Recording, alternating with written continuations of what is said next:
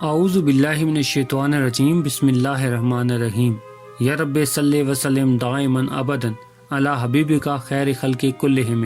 لاکھوں کروڑوں درود پاک خاتم النبیین حضرت محمد مصطفیٰ صلی اللہ علیہ وآلہ وسلم پہ۔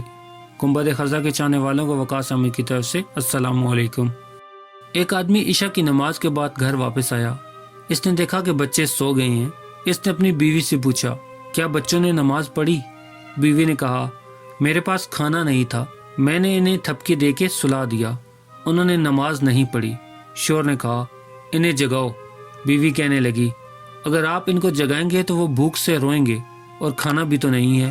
شوہر نے کہا، سنو، مجھ پہ فرض ہے کہ میں ان کو نماز کا حکم دوں، ان کی روزی میرے ذمے نہیں ہے، انہیں جگاؤ، ان کا رزق خدا تعالیٰ کے ذمے ہے۔ اور اللہ رب العزت سورہ طٰہٰ کی آیت نمبر 132 میں فرماتا ہے، اور اپنے گھر والوں کو نماز کا حکم دو اور اس پہ صبر کرو، ہم تم سے رزق نہیں مانگتے، ہم تمہیں رزق دیتے ہیں، اور اس کی آخرت تو تقوی والوں کے لیے ہے۔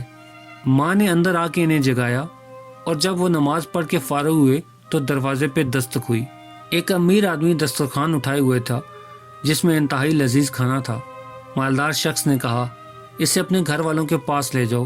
خاوند نے کہا، اتنی رات کے کھانا لائے ہو، کیا وجہ ہے؟ امیر آدمی نے کہا، ملک کا ایک رئیس میرے پاس آیا، میں نے اسے کھانا پیش کیا، اور اس سے پہلے کہ وہ کچھ کھاتا ہمارے درمیان جھگڑا ہو گیا، اور اس نے قسم کھائی کہ میں کچھ نہیں کھاؤں گا، تو وہ باہر چلا گیا۔ تو میں نے کھانا اٹھایا اور کہا، جہاں بھی یہ جائے گا میں کھانا اس کے پاس لے کے جاؤں گا۔ خدا کی قسم وہ آپ کے دروازے پہ آ کے غائب ہو گیا، اور مجھے لگتا ہے کہ وہ مجھے آپ کے پاس لے کے آیا ہے۔